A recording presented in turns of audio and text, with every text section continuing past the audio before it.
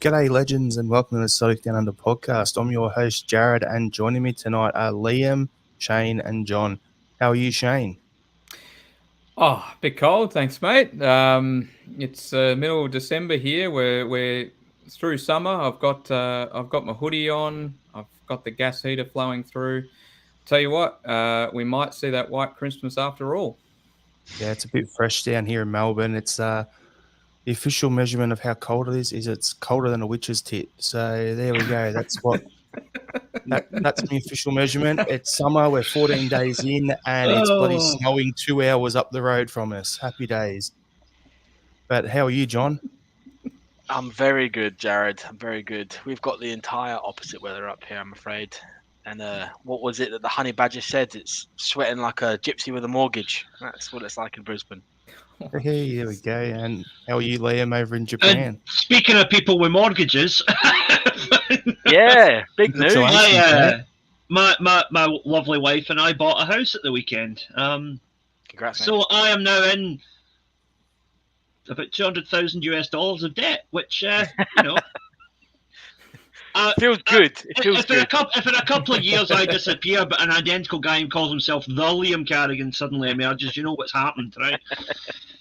Yeah. Now, I've got a question for you, Liam. Mm-hmm. Congratulations, first of all.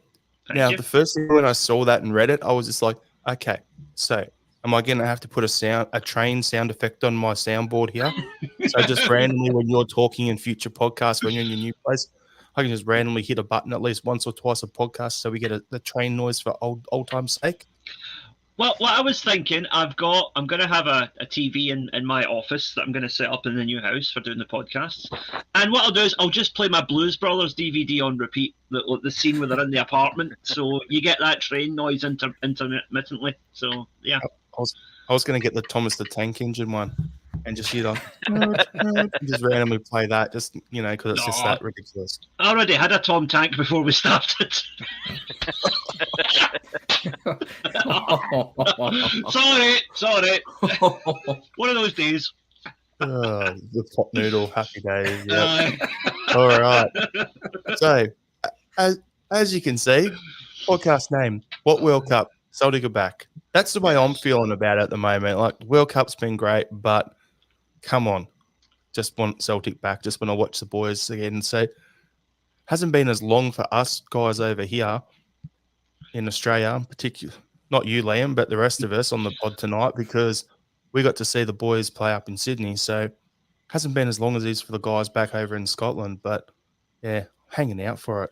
Just want to get into it. So, what we'll do, we've got quite a bit of stuff to talk about Celtic tonight, so we'll smash through it and try not to waffle on too much. But what I'll do, though, is World Cup is on.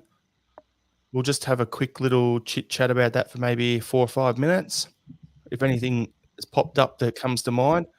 Liam, with his Belgium home top, is it? Yep. He's got rocking at the moment. Another DH Gate special. Happy days. Anything that other knockoffs are available. Anything that you've seen at like in the last week since we're on the pod in the World Cup that you want to just talk about, Liam? Yeah, I've been really impressed with Morocco. They've been an absolute inspiration. I think it's quite sad, what we've heard about Pele recently, and he famously predicted that an African nation would win the World Cup in his lifetime, and.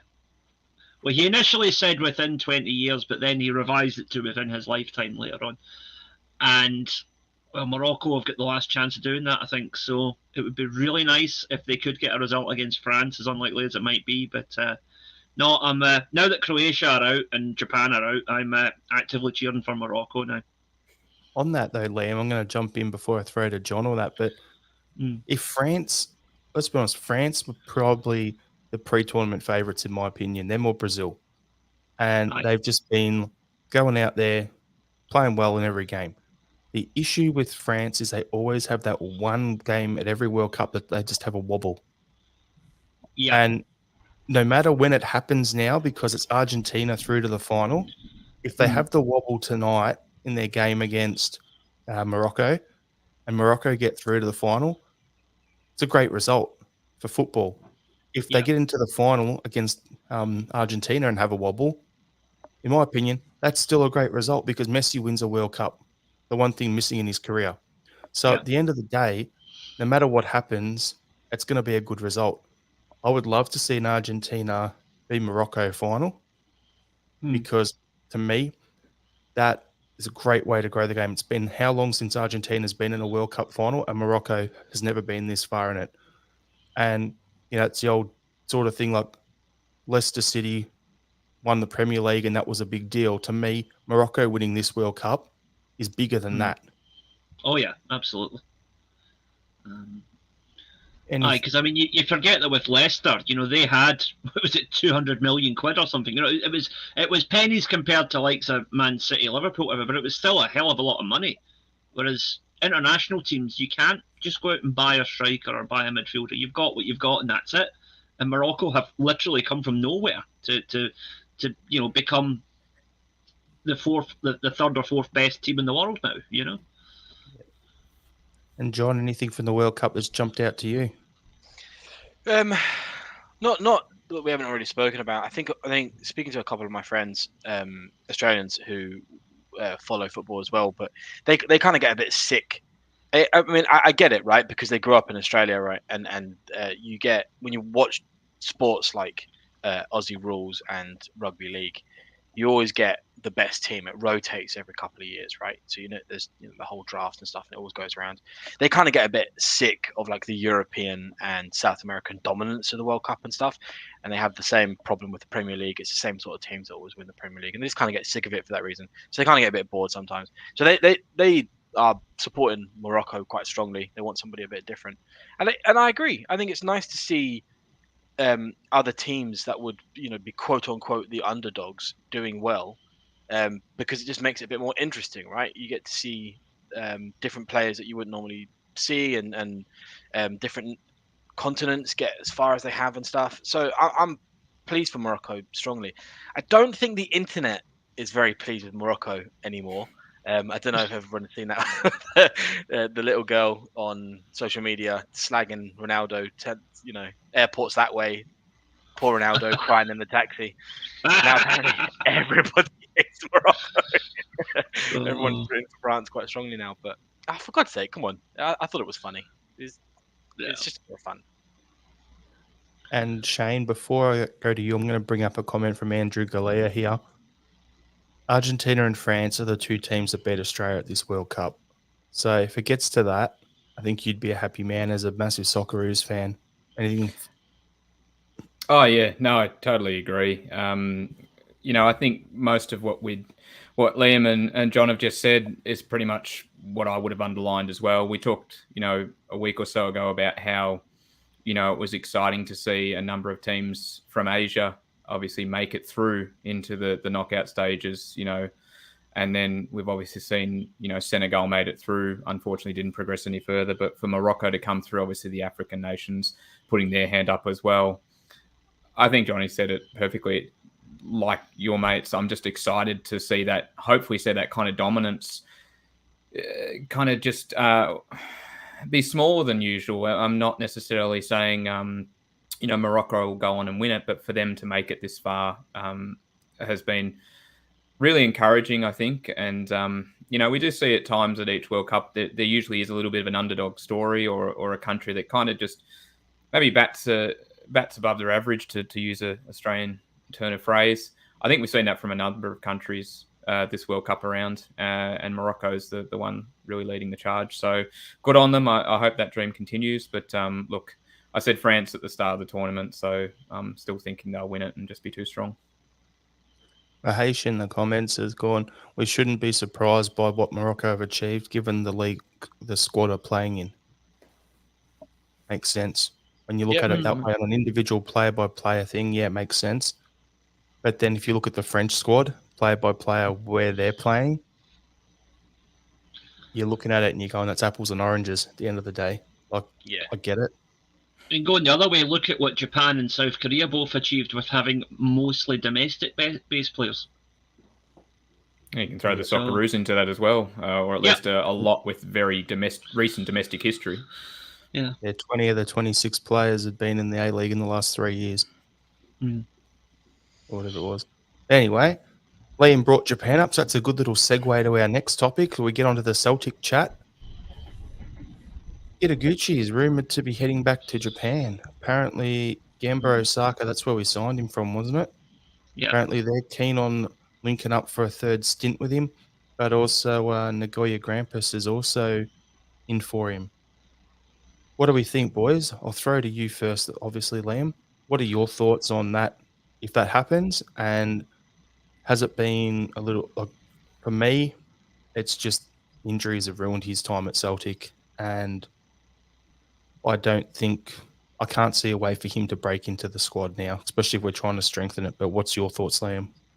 Yeah, I think it's a real shame because there's a player in there undoubtedly, but it's it's not going to happen for him at Celtic, and unfortunately now I think that's his last chance of cutting it in Europe. Probably gone.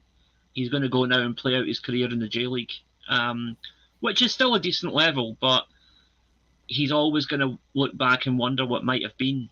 First at Leeds, then at Celtic. Both times he's had a mixture of injuries and managers coming in who just didn't fancy him for whatever reason.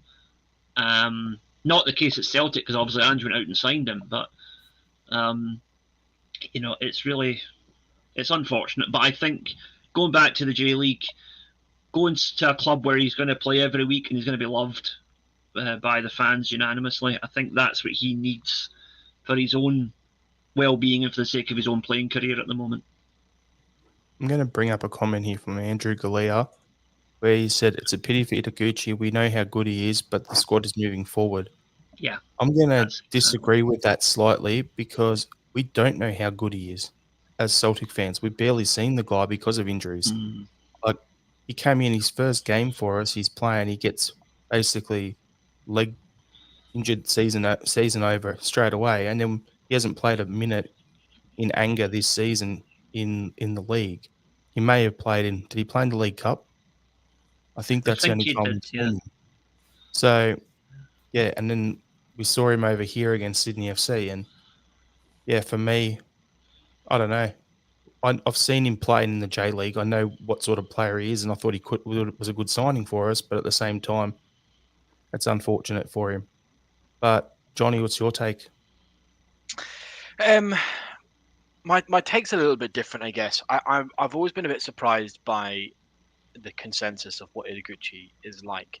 And I think I'm very much a minority here, where everybody seems to think he's decent, but has been unfortunate and stuff. And I think you mentioned that, Jared, and Liam's kind of touched on it as well.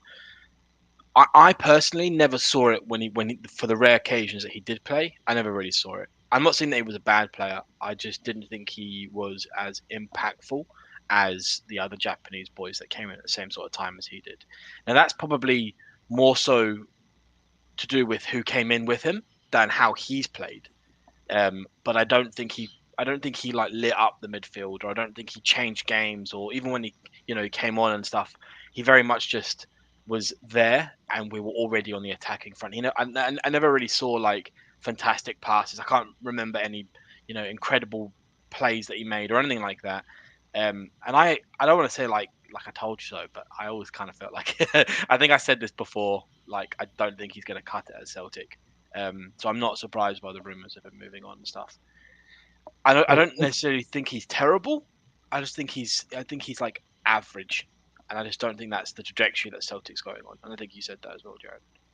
Well, on that, John, I agree with you. Like, when he was over here and he played against Sydney, Shane, you were at the game. Did you notice him on the pitch in this game against Sydney FC? Because when I was watching it on TV, I'm one of those people, I watch a game, if the commentator's saying someone's name a lot, even if I don't rate them, I'll still at least notice them. Against Sydney FC, I thought we're like a man down. So I didn't hear him. I didn't even see him do anything out there. So for me, I've seen him in the J League. He's good. I've seen him playing for Japan and that. Great. But in this Celtic squad, it's just not going to happen. But what about you, Shane? Yeah, no, look, I agree with you. I didn't really notice anything particularly special from him against Sydney.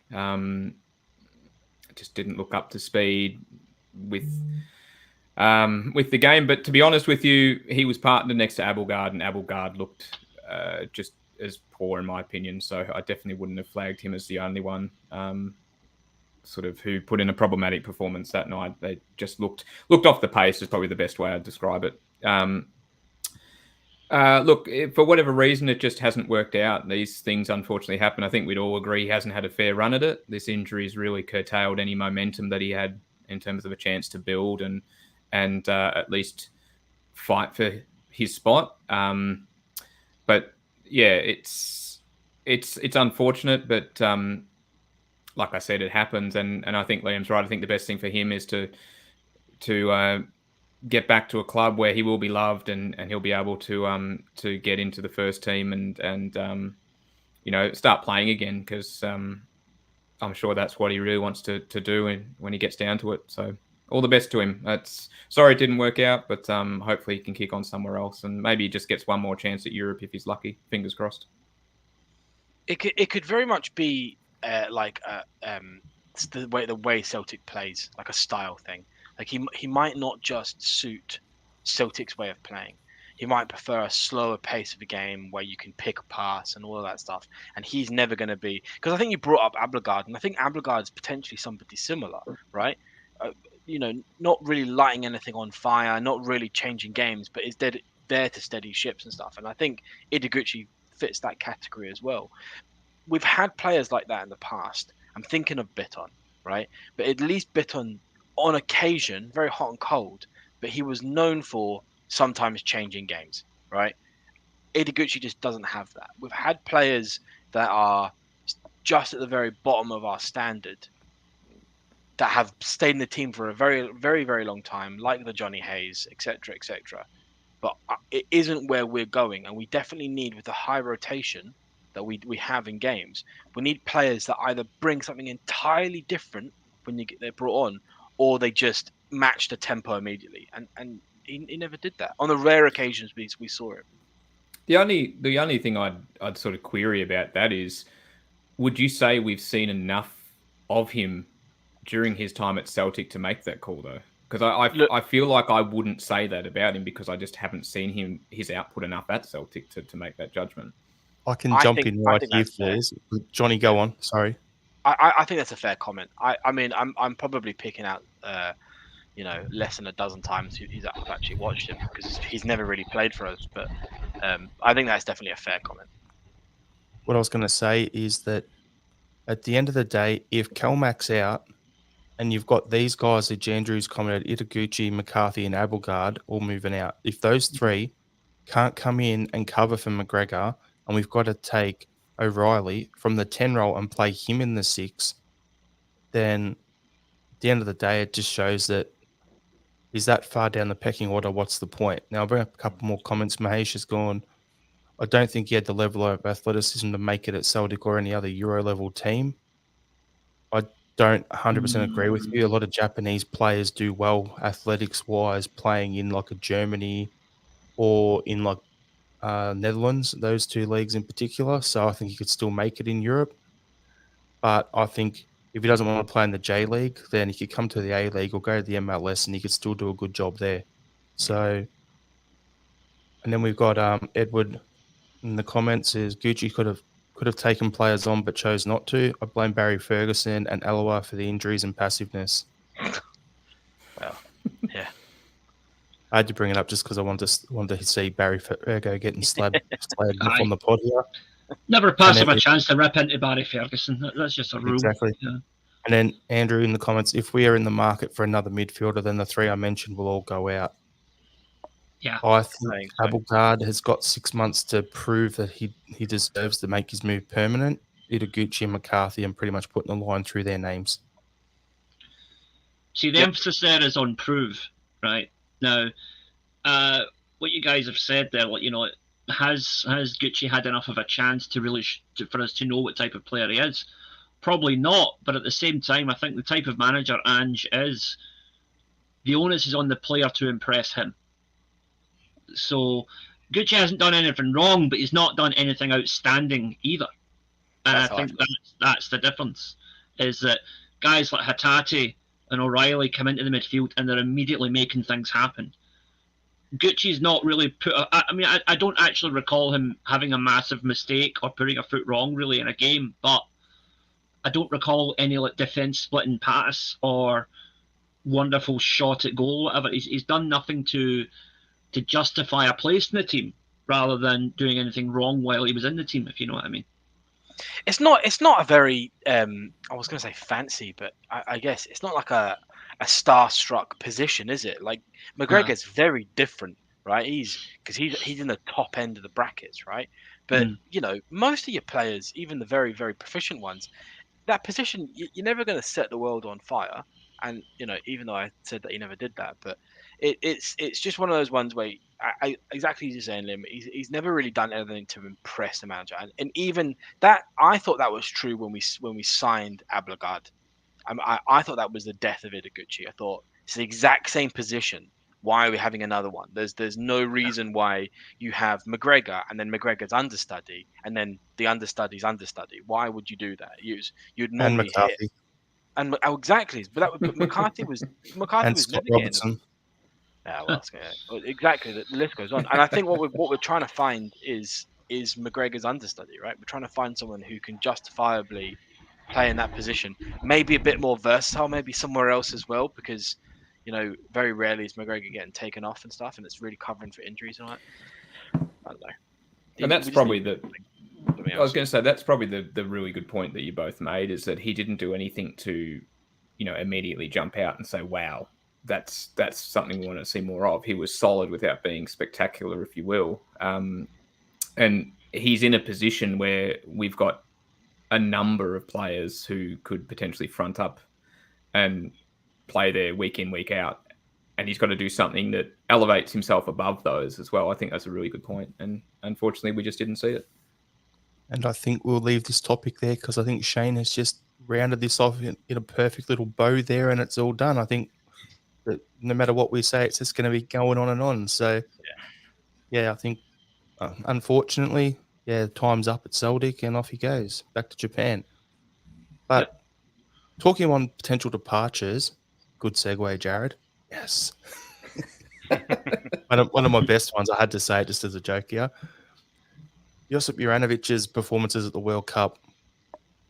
What do you boys think? Did they add any potential value added to his transfer fee if he was to leave? Like, you're not the starting right back for a Final Four team at the World Cup and not have your value go up at a World Cup, in my opinion, especially when you've still got 3.5 years on your contract.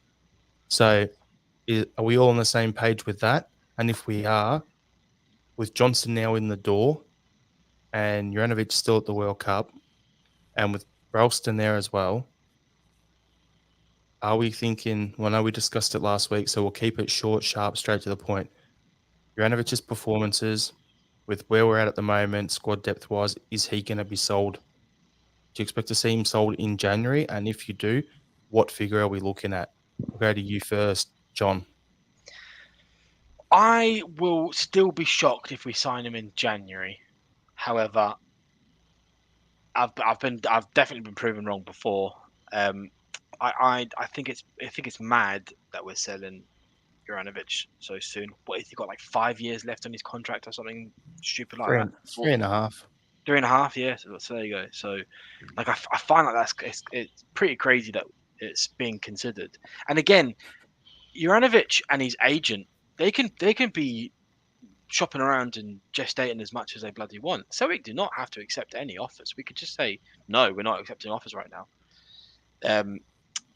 With Johnson coming in, it's probably more likely that I still think it'd probably be the summer if he goes at all, but I guess we'll see.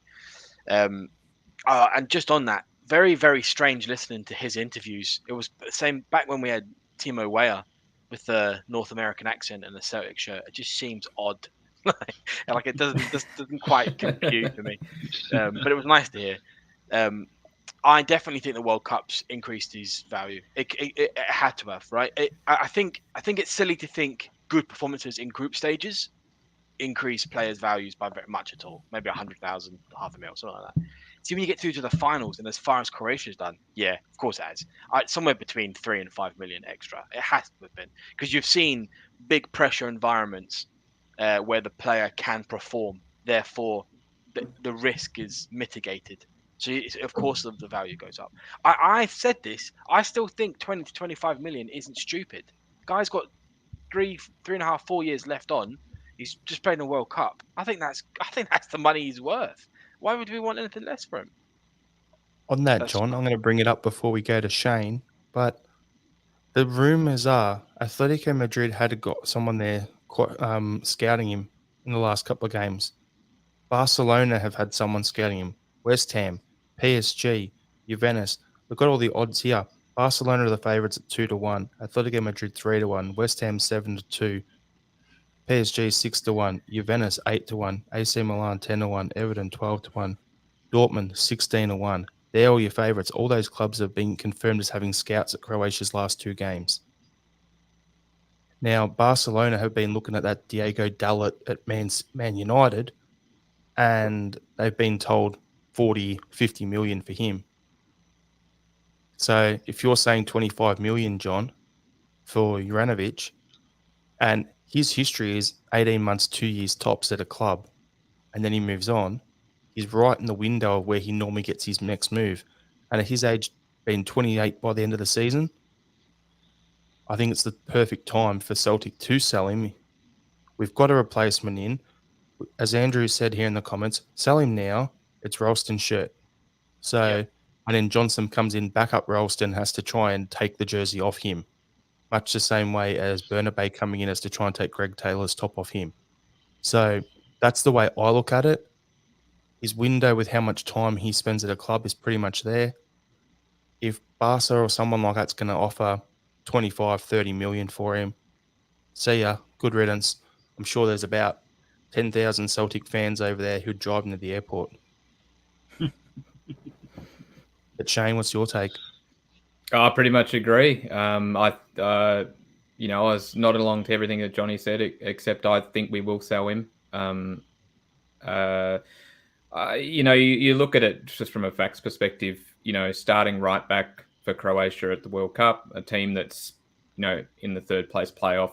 I don't think he's missed a minute of football throughout this World Cup. I think he's played every minute. And he's put in really good performances as well. That's the other thing. It's not as if he's, played poorly or been average. He's been very solid, very reliable. And I think, as Jared alluded to, I think now he's at the time where, he's probably at his peak value, and, we can get the most for him right now post this World Cup buzz. So I think this performance, or his performances, I should say, have definitely increased his value. I think it was 25, 30 mil you were saying, John, unless I'm mistaken. So I definitely... Yeah. Oh, sorry. So I'll split the middle and go 27. I definitely think it's increased his value, and I'd say he's going. We'll sell him now. And Liam, we're all talking crazy money, which is 10 times what we paid for him. So, are you the realist, or are you going to say no? If Dalot's worth 50 million, then he's worth the same? I'm just going to say, told you so, because a couple of weeks ago, I can't remember if it was on here or on Axon, but I did say 20 million for Juranovic. We should not accept any less. And a lot of people were like, "You're mental." And I said, "No, wait and see. Croatia are going to go to the quarterfinals, maybe the semi-finals of the World Cup, and then it will be start the offers at 20 million." And I think that's exactly how it's panned out. But of course, we're all overlooking the real question here. How much money has Borna Barisic added to his value as Croatia's water boy at this World Cup? Water boy. Water boy. Oh. But no, I'll kid this aside. 20 million, start the offers at that. We should not sell him unless we get offered funny money. But the clubs that we've mentioned are the ones that could afford to pay funny money if they really want it. And the best part as well, if you've got those sort of clubs there, and when you dive into it like I did earlier today and look at their squads, all of them only really have like one starting quality right back, and then there's a massive drop off to like a young kid. So he'd be someone that they could afford to spend 20 to 30 million pound on and bring him in to challenge the established older right back to try and take their spot. So it would make sense for those clubs. And if you've got that many of them in that situation, then start the bidding war and just watch it rise. Watch the money go up. We may be thinking, oh, yeah, 20 million, that'd be great. People pre-World Cup were saying 15 million. Some were saying 12 to 15. Someone on Axel said, I can't remember who it was. And I'm like, and then you're saying 20 million, Liam. And I'd be happy with anything above 20, but if we got 25 to 30, I'd be absolutely stoked with that. Anyway, I think as well. See, just on this, right? See, if we do sell them for something around about 20 million, whatever it is. See the business that we've done recently, phenomenal. Especially how like after the COVID and we went down. I think we went into debt. We went to like 2 million debt or something, 3 million debt. The revenue that we've brought in the past couple of months, exceptional. We're right back where we were before COVID. Get the hotel built then. Come on, Pedro. You're getting back in the door in January. The hotel on the agenda in February. Happy days. Needs to happen. Listen in. We know you do. All right. So we'll jump on to I mentioned him earlier when we were talking about Itaguchi. Scott Robinson looking likely to depart the club permanently in January. What is the benchmark of a successful academy graduate at Celtic? So the rumours with Robertson are Bruni's trying to sign him for Fleetwood Town and St Mirren are after him as well to potentially replace Bacchus, who's getting some interest down in the English Championship. So if that's the case, what is a successful the benchmark for a successful academy graduate? Liam, you answered this in our group chat, so I'm going to throw to you first to say that, and then we'll go from Liam to Shane to John back to me, and we'll just all say our part on it.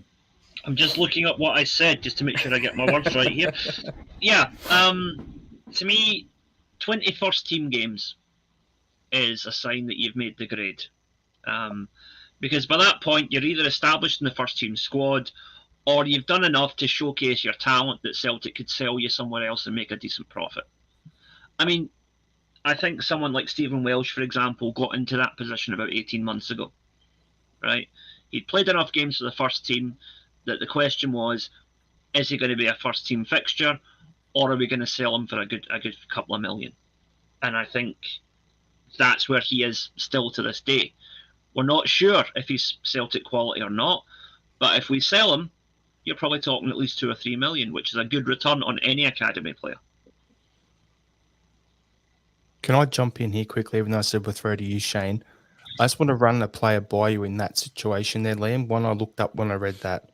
Okay. Are we talking about 21st team games for Celtic or 21st team games while under contract at Celtic?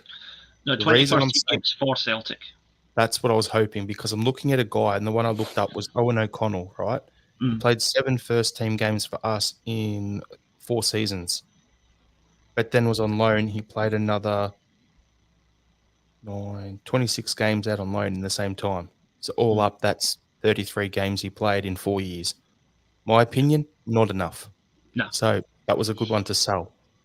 But so he ticked your 20-game quota, but not at Celtic. So, okay, 20 games at Celtic is what Liam's saying. What are your thoughts, Shane? Yeah, much the same. I probably didn't put a figure on it, but I thought the general consensus of being in and around the Celtic teams, that is, you're either starting or you're at least on the bench making up the first team as an option. I think 20 games is probably right. And yeah, I'd agree, for Celtic, not 20 games. 20 first team games elsewhere, including Celtic. It would have to be for Celtic, because I think Liam's right. That gives you an opportunity to either establish yourself within the team to become a first choice player, or you've shown enough of your wares that you can then get sold on for a relatively decent fee. So I think Liam's answer pretty much nailed exactly what I was thinking. Johnny? I was thinking about this afternoon. I think it's a really good question. I think there's a difference between, as we've discussed, being a successful academy graduate that's been through Celtic's academy and being a successful Celtic academy graduate. I think those two are slightly different, and I'll tell you what I was going to say, John. But go on. I'll tell you for why. Right? I think for all of us, see my immediate reaction when we asked the question in the when you released the run sheet and stuff. I thought, oh well, of course, the only measure of success is playing for Celtic. The whole point of why we have an academy is because we want to train and raise the best talent, and then they come and play for us. And it's a way of circumventing transfer fees and all that stuff. But there is still money to be made, and it's still a measure of success when we have these graduates that come through the Celtic Academy that then go on and play for other teams, and we still reap those benefits. And I'm thinking of recently people like Ben Doak, right, who's gone off to Liverpool, and historically Andy Robertson, right, he's came through Celtic's Academy. He's probably one of our most successful. So I think really, if we scale it back a little bit, and we try and sort of work out what actually successful means. See if we have any graduate that plays at a good level for their career, that's a success, right? And that could even mean a graduate, Tony Watts, for instance, right? Obviously a success. That would be a success, right? But anyone like that who goes away and plays regular professional football at a high league, top 10 league, that would have to be a success because they've come through Celtic's Academy. So I guess that would be where I would measure my success, their career, rather than if they actually make it into Celtic's first team. So I'll just carry on from what you're saying, John, because I agree with a lot of what you're going to say, and you've basically taken a lot of points. I was going to use Ben Doak as an example. So, and compare him to Kieran Tierney. Kieran Tierney come through our academy, played for us for years, and then got his big move. Ben Doak came in, broke into the squad, didn't look out of place, and then got his move to Liverpool. And you're hearing all the right things with Jurgen Klopp big up and him and all this sort of stuff from friendlies they played during the World Cup, and that he's on the cusp of breaking into their squad, onto their bench and everything. So that is a successful academy graduate for us as well. The issue I have on all of this is when a guy like Ben Doak hits 16 and can move with that cross-border, at 16 you can sign anywhere in professional terms, in the same way the guys who went to Bayern Munich did, and the guys who went to Man City, the guys who've gone down to Watford, that sort of stuff. All of those players could potentially in 2-3 years' time be successful players in Big 5 leagues, right? And we're not going to get jack shit for it. We'll just get their next move. All we'll get is, a development fee of a couple of $100,000. That's all we'll get. Now, the academy costs Celtic £2 to £3 million a year to run. So that's the equivalent of us signing a Josip Juranovic or add two of them together, a Hatade and O'Reilly to run our academy. So if guys are off being successful elsewhere, that's great to see because they're coming and it's good for our academy. But at the same time, that's us providing a pathway and the spend for other clubs, because there was some stats done during the COVID season, and they had a look at the academies in Scotland and then compared it to the academies in England. And playing professional in the top 3 leagues, I think it was in England and in Scotland, we were the 7th most prolific academy in the UK for professional footballers.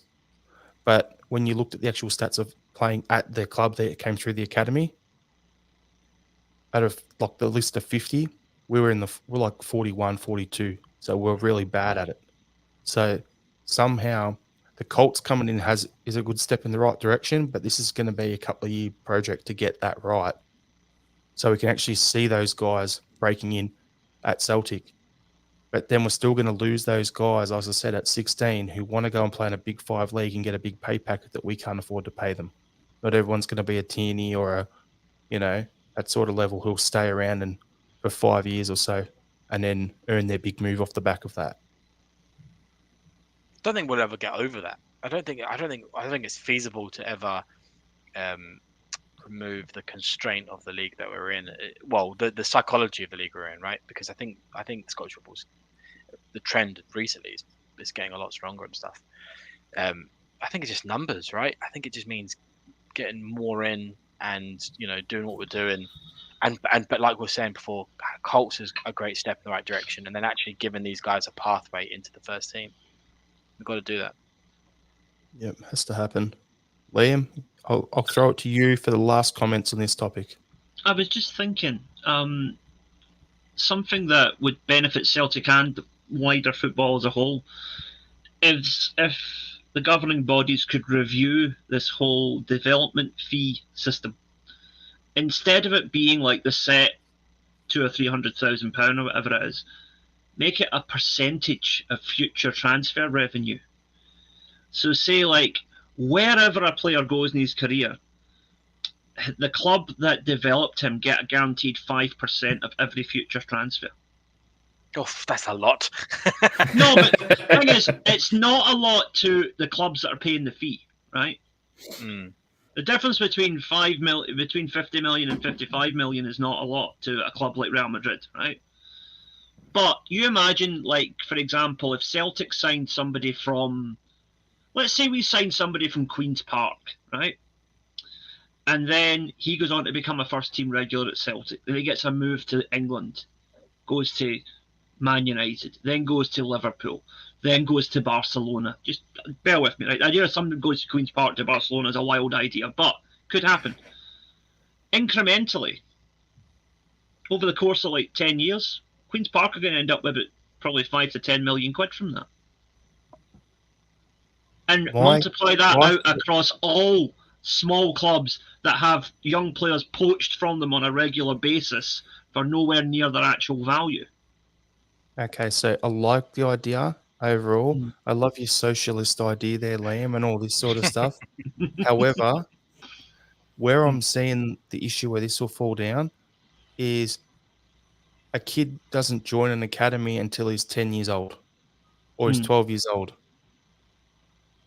Which club is going to be wanting, we had him from when he was 4 till 10, so we want a chunk of that change. And that's where it will get ugly. Because there's so many players out there who played, from 4, 5, 6 years old at one club. Then they went to another club. Then they went to a school team. Then they got picked up by an academy. So does that mean of that 5%, if you got a 5% fee coming in, and then you've got these 3 clubs all, wanting their share of it, it's going to get ugly. And the only people who will make money in that situation are lawyers when it goes legal. Right, but my counter argument to that would be that's the way it is at the moment anyway. Right? With the flat fee, you're still going to have people squabbling over a pish little amount of money. Yeah. Whereas to somebody like Queen's Park, getting a sliver of 5 million is better than getting a sliver of 50 grand, I agree with what you're saying. I'm just saying, like, when... No, and I see the problem with it. You're right, because... What I'm saying is, Liam, if you get to... Say if it's 50 grand to be split 3 ways, by the time teams at that level got lawyers and got involved and did all that, it's not going to be worth their while to hire a lawyer. Because by the time you pay off the lawyer and you go through the process, you might make 2 or 3 grand on top of what your lawyers would cost. But if it's 5 million, then teams will be like, oh, there's a big chunk of cash coming my way. Of course I can afford to pay the lawyers. So then everyone will lawyer up, and then everyone will have to settle. And then when things are settled, then you got all their legal fees to be paid.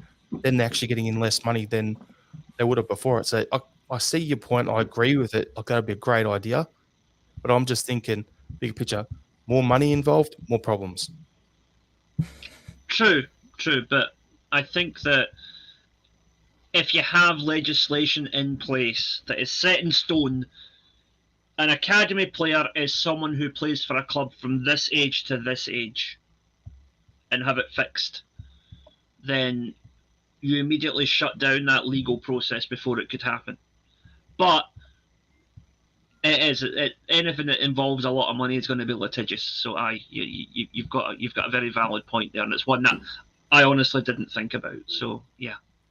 let's go with these last two comments here from Andrew to finish this topic off. We need a reserve league. Yes. We had one, and then people, got a bit skint and shite. couldn't afford it. That was rubbish. But then off the back of his reserve league thing, developing players could play week in, week out with first-team fringe players that would develop quicker. Yep. Boys playing with men, of course, they're going to get used to the physicality. They're going to get into the locker room environment. Yeah, 100% agree with it. But then that's us all being old school. All right, so Liam, you asked for this one to be added. All right. As games are back this weekend, how can Celtic TV improve the product they offer to bring in new fans? What you said was people in Japan, Australia, etc., who know of Celtic thanks to our manager and players, but don't yet feel any brand loyalty as such. What did you want to discuss about that? Well, to me, the problem is that Celtic treat all potential customers worldwide as if they are already fans. So they think we're going to accept very, very poor and very cheap production values with the TV coverage that we get on Celtic's site. They think that we're going to accept the fact that I can't stream it on an Android device or on a tablet that's any more than a couple of years old. They think I'm going to accept the fact that all the other Japanese sports streaming services have their own dedicated PlayStation and Xbox apps. Whereas if I want to watch a Celtic game, I've still got to hook up the laptop, which is just unbelievably primitive. To make it succinct, Celtic need to learn to stop treating customers like supporters. Right? And also learn that supporters are customers too, with expected standards that should be met and which are not being met by Celtic TV or by their international marketing departments in general at the moment. Like I've said previously, I'd love for Celtic to do the sort of thing like a WWE network where they have their own app, you each log in and you get access to our games, you get access to the women's games, you get access to the youth games, you get documentaries put together based on former players sit down and have an interview about their time when they played for the club in the 80s and 90s. So new fans, if they do get into it, we always think about if you know your history, it'll allow those new fans to learn their history and learn who people are. And then you could also have like an on this day feature, for instance, which will be on this day, Celtic 3, what's it called? St. Mirren 1, and there's an old game that's allocated on there. You can just go and watch it anytime you want. And then you have all the old games from during the season as an on-demand sort of thing. So say if us boys over here in Australia, the game's a stupid kickoff at 2 a.m. at the moment, and it's just hard to get up for because you either got to go to bed early or you stay up, watch a game, and then get 2 hours sleep and go to work, right? In that situation, what I normally do is the way I watch it is I'll stay through, keep the phone on Do Not Disturb, don't look at it in the morning, watch the game, get up an hour earlier, watch the game, then get ready for work. So it's like I'm watching it live, and then I'll take my phone off Do Not Disturb because I've got that on demand. I can watch it that way. But if Celtic had that on the Celtic TV app, that would be worthwhile. And that ties into Andrew's comment here where he says it's a bit expensive, Celtic TV. And if we got all that value, extra value that I've just said there, I would pay for it. But for what you get, what you're paying and what you're getting, it's just not worth it. Now, John, I'll throw to you off the back of that because you had Celtic TV for ages, and when we met you in Sydney, you were talking about getting rid of it, and I think I hooked you up pretty good there. So you did. Thank you so much. I appreciate that. Yeah, I've binned it. I think it's I just think it's an all right. It's an all over shite service. Everything, even from getting the games and you're watching them live. As much as you're saying, Jared, about us, you know, it's not a slog, but it's we have to consider getting up at the 2 a.m.s and the 1 a.m.s and stuff. Even when I did that, I would be either shattered or I'd be wired because I've been up all night, and then the feed would cut out, and you'd be sitting there for 15 minutes with nothing. Do I get a refund for that time? You got to be joking. Absolutely not. It was just all, and everything Liam was saying. God, would it not have just been easier just to like stream with my Chromecast or something, or like just have it already an app already on my smart TV, and not having to at 2 a.m. get the feckin' laptop out and plug it in with the HDMI and stuff. It's just a really bad service for £27 a month, by the way, because that's what you get outside of the UK and Ireland if you want to watch European games. That's not your cup games. That's just your European games. £27 a month. I'm paying not that a year. It's a fraction of a fraction for the service I've got now, and it's just and I always, as Liam was saying, like there's an expectation that every single person that gets Celtic TV is a supporter, and I would say that that's largely true. I'm now a supporter that will no longer financially support my club in that way. I'm just gonna have to I'll buy jerseys, I'll buy tops, because I'm just not using that service anymore. It's rotten, it's just rotten. Yeah. Well, off the back of that, John, like what you're saying about how much it was, like Andrew's in the comments here saying, I pay for Stan, which is where the Champions League games are shown over in Australia. beIN Sports, which is where we watch the league games. Paramount, which is where he watches the A-League games, and he's got his A-League club membership. I've only got so much money. Exactly. And the cost of living, and that's something why we bring this up as well, is everything's got to be value for money. Otherwise, the cost of living at the moment, the prices just keep going up and up and up and up. Come on, people need to chop out somewhere. And eventually, as John was saying, he's not going to financially support the club on that regard. He'll buy tops, or he'll buy a scarf or whatever. But I'm not speaking out of turn for you here, John, when I say, why would you pay 27 quid a month for Celtic TV when you're getting a rubbish thing that you can get up at 2 a.m., put it on, and then it buffers for 15 minutes. And then by the time the game comes on, there's already 2 goals scored, and then it ends as 2-0, and you've missed both games. I've had that happen before. And it's not even that. It's the little things, and it's not because of the distance we are in Australia. I'll get updates on live score quicker than I'll see the fucking thing on Celtic TV. Do you know how brutal it is inside? Like, we all know the feeling when it's a European game and you see the other team score on live score and you get a notification, and now you've got to anticipate watching the fucking score thing. It's horrid, and I just can't have it. And I'm hitting the live button to get it quicker to get. And it's shit. And then we all thought it was going to be amazing. I remember we talked about it with I forget, it was like Sunny Productions or Sunnyside Productions or something like that had it during the COVID years, where it was like, this whole all support, and we thought, oh, fantastic! You're spending money that they needed to anyway. It's a big overhaul. It just reverted back to the nonsense. It just went back to the absolute shite that it's always been. And it's not that it's £27 a month, right? That's a lot of money. It's a lot of money for a lot of people. For me, it's the principle of everything. I'm not paying £27 a month when I'm getting nothing in return. When I would have paid, I don't know, 400 quid a year, and I'd have been able to go to Celtic Park. It's just. I'm just not having it. So I've binned it. Yeah. And I'll buy jerseys and I'll buy scarves and DVDs, and that'll be the way that I support my club. Shane, you got anything to add? I think you boys hit the nail on the head, really. I think you've touched on all the key points. Stability of the product, the lack of flexibility in the product to be an app or to be able to, connect to it via a smart TV. But I also, when I was thinking about this today, and Liam's point really touched on this about the whole customers as supporters side of things. There is, people know Celtic, right? Liam's comment was right. People in Australia and Japan and everywhere around the world know Celtic, and there's a heightened interest in Celtic at the moment in both Japan and Australia, and people want to get involved. And I think Celtic TV, if it was good, if it was flexible and it was stable and cost effective, would be a great opportunity for people to become involved in Celtic and to actually transition from knowing the club to becoming supporters, And so in terms of being able to, work on that,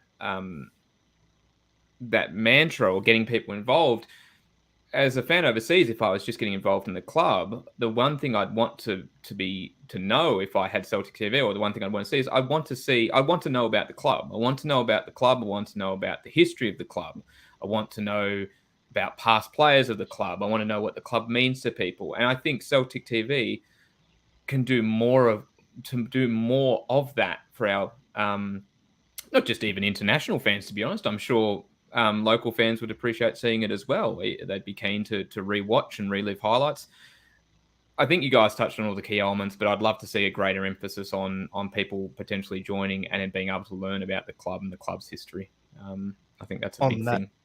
On that, Shane, look, on Foxtel over here, we have the Man United channel. We used to have Man United channel, Liverpool TV, Chelsea TV, and they've all been, as part of beIN Sports now, they've all been combined and you get different shows. But what we'd see with Man United was they'd have like ones where they'd have former players come in and talk about certain seasons. And there was one with like Mark Hughes was in and he was talking about playing at Man United. And then there was a Liverpool TV one and they've got like Jamie Carragher sitting there talking through some stuff. And it's things like that I'm not a fan of either of those clubs, but I do like learning about what's going on behind the scenes and behind the curtain within teams.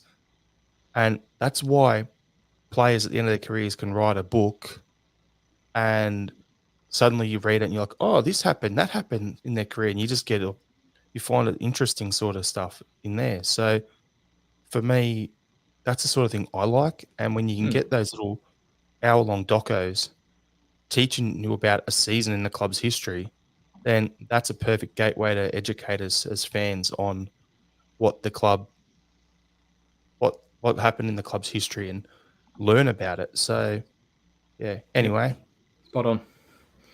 Yep. Now, Liam, you were telling us in our group chat about an Adidas shop in Japan.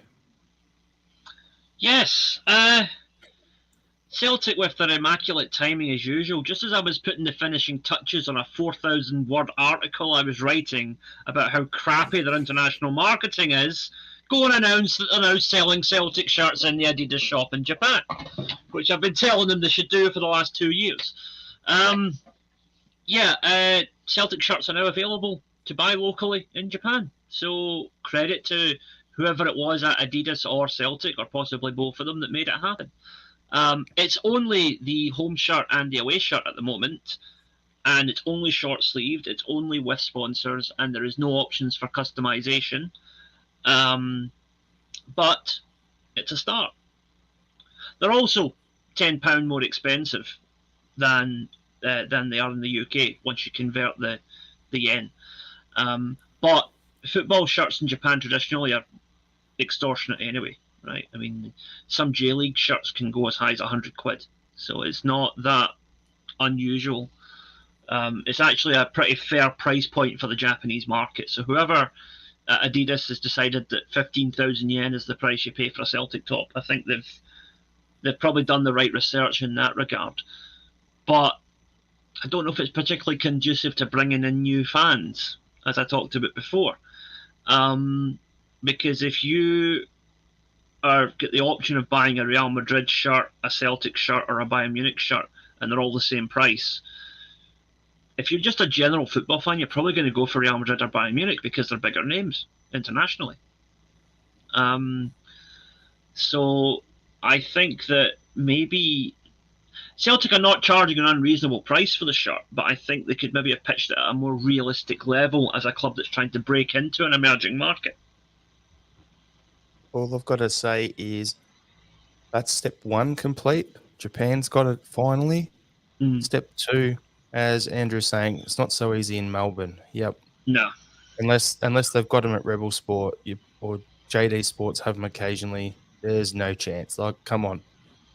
Let's get them out of here. Like, I know Myer in Melbourne, they've got this sports section downstairs and it's got like a full Adidas shop and it's full of tops. There's like Man United's everywhere, Real Madrid, Juventus, Bayern Munich. Those four in particular are everywhere through that shop. I'm like, why can't we get a rack of just at least 2 or 3, like home, away, on a retro or something like that? I wonder if there's a reason. I wonder if there's like some sort of, I don't know, merchandising reason why it's not so easy just for Celtic just to, pull a trigger and sell it in all these different countries. It's weird. I'd love to know, because we need more visibility here. I'm glad to hear from Liam that the shop in Japan's selling them, but we need more visibility and more notice here in Melbourne.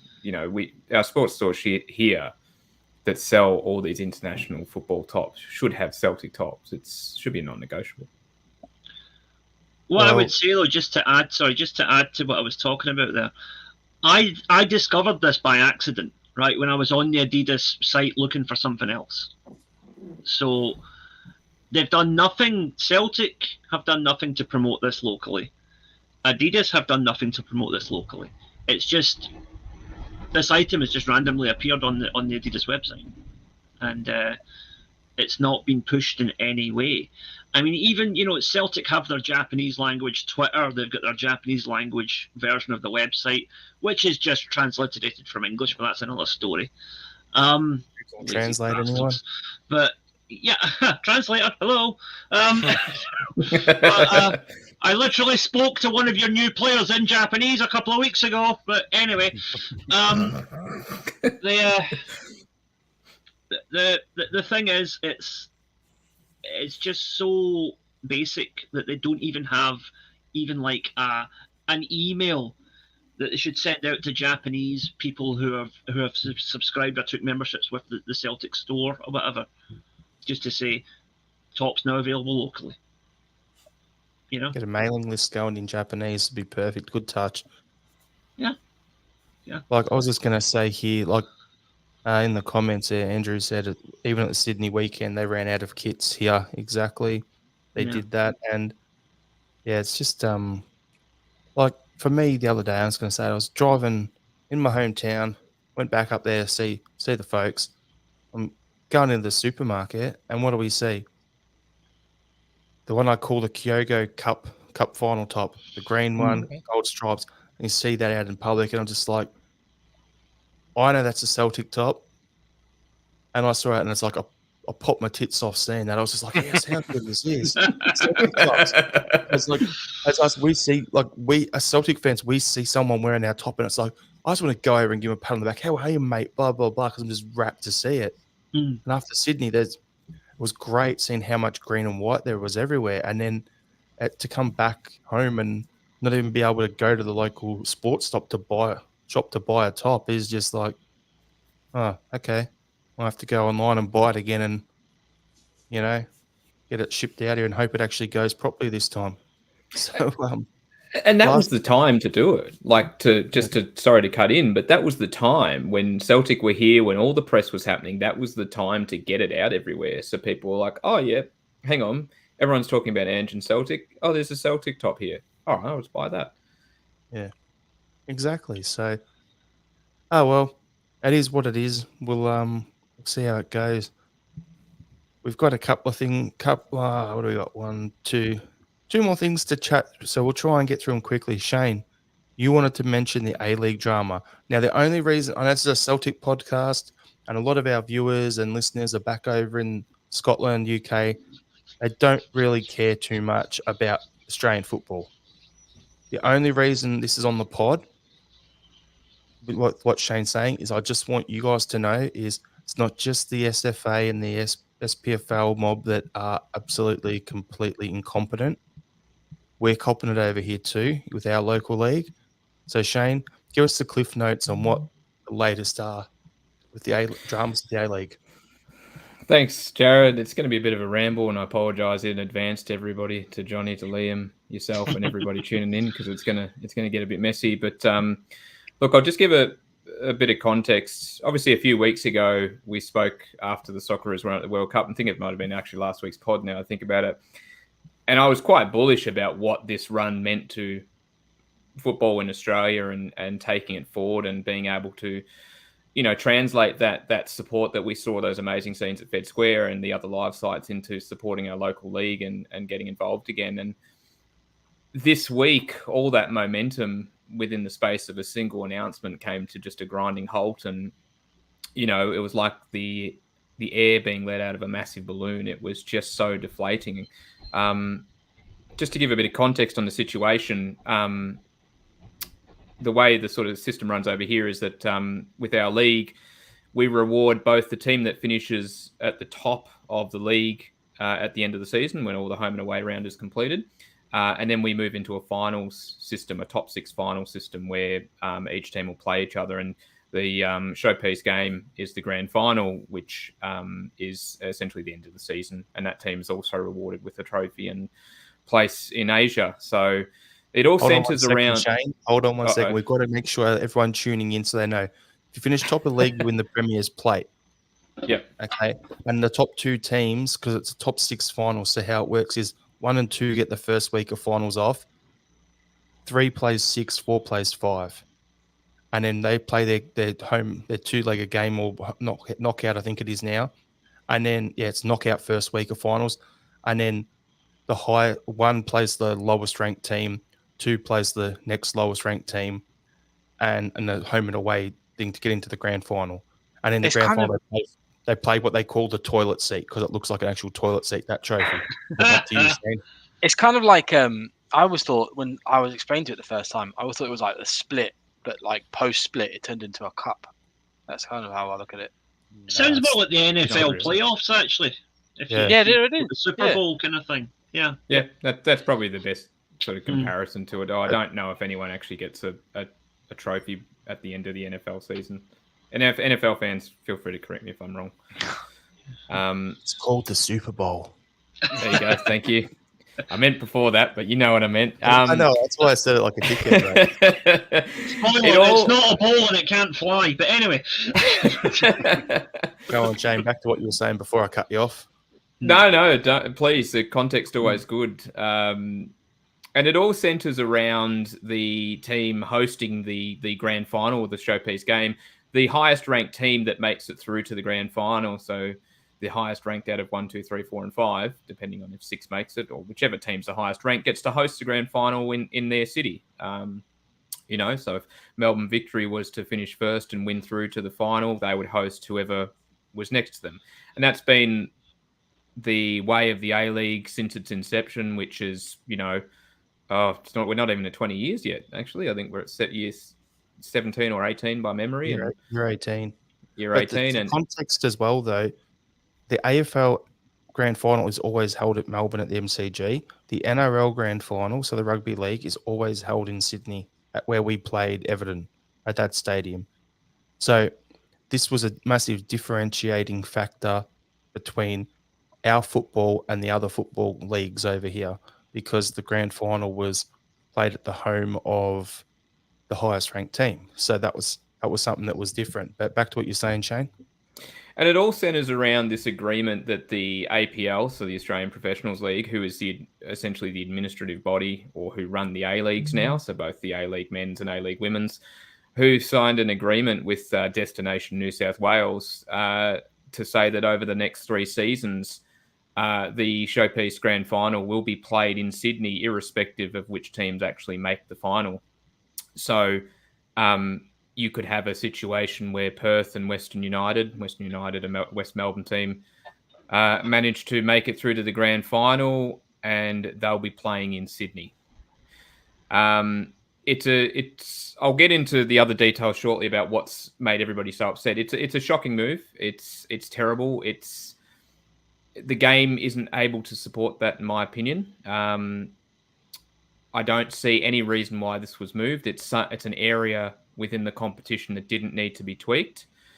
But secondary to all that was the PR campaign or PR spin that came out about it from the APL, basically bigging up the move. And one of the main comments that they highlighted, well, 2 comments they highlighted, is that they want to make it a new tradition, which is essentially a host city hosts the grand final every couple of years and they move it elsewhere. And the second one was that they were likening it to the playoff final in the UK, so that if a team's, going up from the Premier League would make it through, it would always be in Wembley or Millennium Stadium. And they sort of made it and said, well, this is a great way for people to see it as a pilgrimage and make it over to Sydney. a big geographical distance between travelling between places in England and travelling between the various different states in Australia. A significant difference. Everyone remembers the bus trip that the Perth CSC took across to Sydney recently. Well, that was 44 hours. 44 hours. I'll do that again. Hey, hello to Perth CSC, by the way, and everyone I bumped into about that trip. I'm glad it was a safe and enjoyable one. It's very frustrating that this has been done this way and simply signed off with very little fan consultation. We've seen there was a significant backlash as soon as the announcement was made. Those of you who follow me on Twitter know that I've been pretty active in condemning the move as very short-sighted and very much against fans' wishes and actually what we want for the game. And so that fan backlash, which then included other stakeholders in the game, so other, people like players and administrators. We've even seen players who were actually in the PR video come out and critique the decision as well. And the PR sort of move coming from the APL and the CEO in particular was more about how fans were just kind of being emotional and needed to accept that this was for the betterment of the game, and it was a big decision and that we'd all thank them later, effectively talking down to fans, which really went down like a lead balloon. The guy's a FUD, basically. So easiest way I can sum him up. He is an absolute wanker. His head is that far up his own ass, it's coming out of his own mouth. Cannot stand him. Absolute dickhead. You took the words out of my mouth. And all I want to say is if anyone wants the rundown of everything, get on Twitter at ShaneB31. And I'm sure if you go scrolling through and stalking through Shane's account, you'll get the fair update on it all. Don't go too deep. Anyway, I'll wrap this up pretty quick. So I can appreciate, and I thank you guys for listening in while I sort of ranted about it. Look, the pressure that was generated yesterday resulted in an extraordinary board meeting within the APL, and the club owners were involved, I believe, in a vote. And there was a genuine excitement, and my belief was that this decision was going to be overturned or at least tweaked to the point where there'd be some way that it would be mitigated. And to my personal utter dismay and extreme frustration, last night, very late on, an announcement came out that effectively the group who made the decision were effectively backing it and saying no, despite all the negative attention and the significant backlash and the fan protests that have been organised. We're still going to go ahead with it, and people are just going to have to put up with it and accept it. And look, I'm disgusted by the way we've been treated as fans. I'm seeing people who have been fans since day dot, absolute dyed-in-the-wool A-League supporters of their respective clubs, defended the league, supported the league no matter what, who are going to walk away because of this and the way they've been treated. And it's extremely sad. And it just comes at the most inopportune time when Australian football had a wave of momentum that I don't think I've ever seen it have, not at least since 2005. And for this decision to be made and to completely halt that momentum and possibly switch it into reverse in a significant capacity has just been utterly deflating. There'll be protests this weekend. You're missing the obvious here, mate. It's a massive own goal. There you go. You're missing it. Yeah, it really is. It's the potential that this has. You and I chatted about this, and I, when this initially came out, the comment was, well, it probably won't kill off the league. With everything that's been said and done, mate, you know what? I'm not as sure anymore. I think there's so many people that have been so, Australian football fans have been burnt a lot in the past by previous administrations and the way they've treated, in particular, supporters, not just the game here, but supporters in particular. This is the last straw for a lot of them. There'll be some significant protests on the weekend to show the frustration, which I'm happy to say I'll be part of. Look, I don't want to be too defeatist. I don't think it's over yet. I still think we've got a voice and we're going to use it to try and undo what we can. But right now, there's a general feeling of simply just disappointment, completely dismayed. And the people in charge have shown just how completely out of touch they are with supporters. And I don't see how they can continue on. All I'm going to say, just to wrap that one up, Shane, is as an Australian football fan who used to go to the NSL, I've seen Soccer Australia come and go, the FFA come and then hand the A-League off. Now the APL come in, or everyone thought the APL coming in was going to be a big step in the right direction. privatising the league like the EPL, like the MLS, and it was going to grow. And to go and do this has completely deflated a lot of support. There's a lot of talk about how this new FFA was Sydney centric, and the APL is as well, because the Socceroos used to play their qualifiers everywhere, and now they, like in Melbourne, they play in Adelaide, they play in Perth, Brisbane, Sydney, whatever, and they'd rotate around, and it's been Sydney non-stop for ages. In the same way the Matildas, it's been in Sydney, and now they're getting a full-time base down in Melbourne. So it's like, it's a little bit disappointing, but then on top of it, you've got this where you've got supporter groups like the two big Sydney clubs, Sydney FC and Western Sydney Wanderers. Their supporter groups are planning protests this weekend, and they're the guys who would actually benefit the most from this being in Sydney for the next 2 years. I just can't wait to see the crowd reaction this weekend when you've got the Melbourne Derby. Usually you get a full house of 32, 33,000 people there for that. I just can't wait to see are fans going to vote with their feet and not turn up?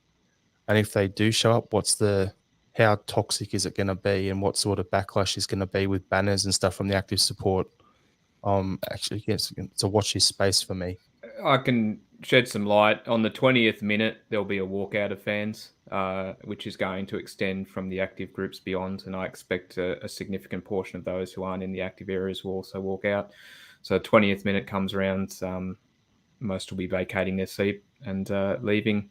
And I just want to say one thing to wrap it up if I can. And a very famous man once said, football without the fans is nothing. Yep, 100%. All right, so back to the Celtic stuff quickly. So we'll try and finish the pod off in the next 2 or 3 minutes. So appreciate everyone watching and sticking with us this long. Celtic versus Aberdeen on Saturday. Thank God for that. Okay, so we'll quickly go through, rattle off our starting lineups. We'll go around and then a score prediction, and then we'll crack on. So for me, I'm thinking it'll be Hart, it'll be Taylor, Starfelt. Is Carter Vickers back? I'm not sure. If it's not, Jens will be in there, and Ralston will be starting at right back because he's our only option we've got in that position.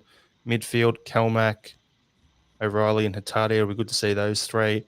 Up front, Kyogo. I'm thinking Jota and Haksabanovic out wide. That's what I think we'll be seeing. Anyone, and for us, what's an away game? Yeah, 3-1 win.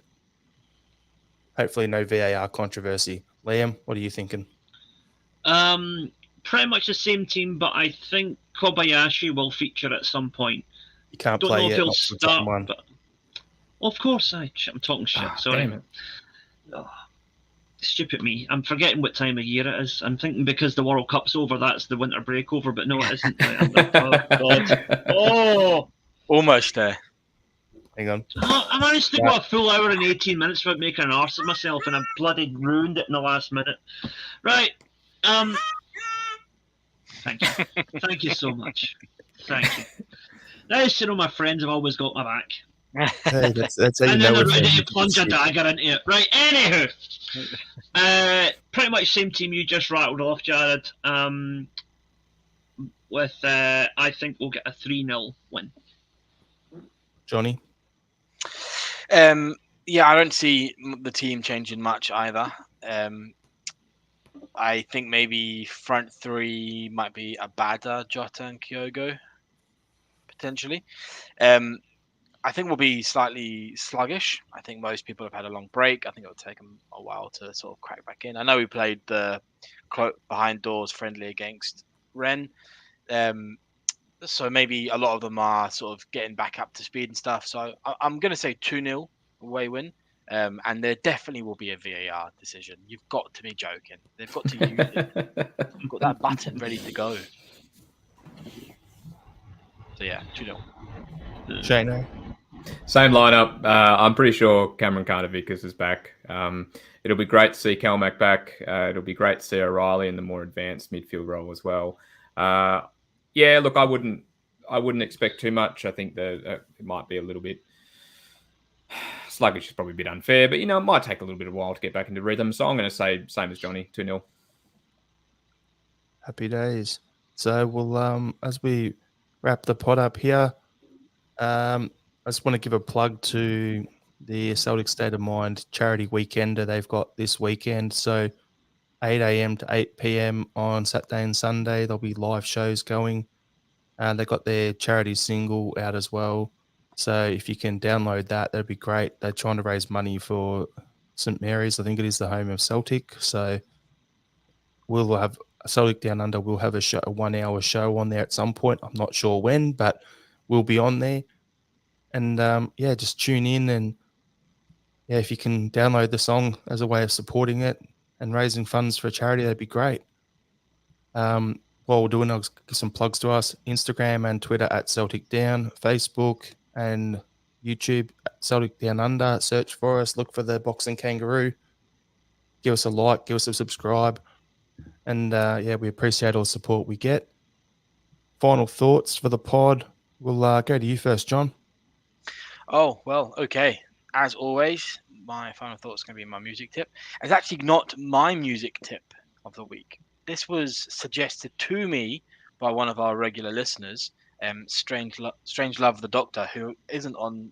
He's normally on, but he's not on this week. He recommended someone called Devon Townsend. I thought, who the hell is that? Never heard of that person in my life. I went away and listened to them. Jesus Christ, he's amazing. He's absolutely phenomenal. He's one of these very, very talented musicians who produces everything himself. He plays every instrument when you're listening to it. Overall, and all the vocals, it's all him. He's very, very, very talented. It's very much progressive rock / metal, but it's very much influenced by sort of your classic rock bands and stuff. And if you like Muse, I think it sounds a little bit like Muse as well. I think there's a big splash of that in there as well. Really, really good artist, Devon Townsend. Give him a listen. Shane? Sends on some positivity to do with Australian football, and shout out to Celtic old boy Tom Rogic, scoring his first goal for West Brom a couple of days ago. Typical Tom Rogic finish too, from the edge of the box, outside the foot, that kind of sublime strike that only Tom Rogic can make look so easy. And, on comms for that game was Ian Crocker as well, who's called in many a Tom Rogic stunner. So good on you, Tom. Hopefully you kick on from here, mate. I'll go next. It's your final thought. Cold weather, whether it's over there in Scotland where it's bloody fresh from what I hear, and over here where it was hailing while we were doing the podcast. If you've got dogs, pets, whatever, look after them. Keep them out of the cold. If we're cold, they're freezing as well, so look after your pets. And Liam? Yeah, on that note, actually, I just want to send my good wishes to a poor animal that got quite badly injured at the weekend, from what I hear. Santa was out training with his reindeer, and one of them got hit by an errant penalty kick on Sunday morning. So get well soon, Blitzen. All right, everyone. Thanks for tuning in. Hail, hail. Hail, Hail, hail. hail. That's just bigotry. Yes, and your point is?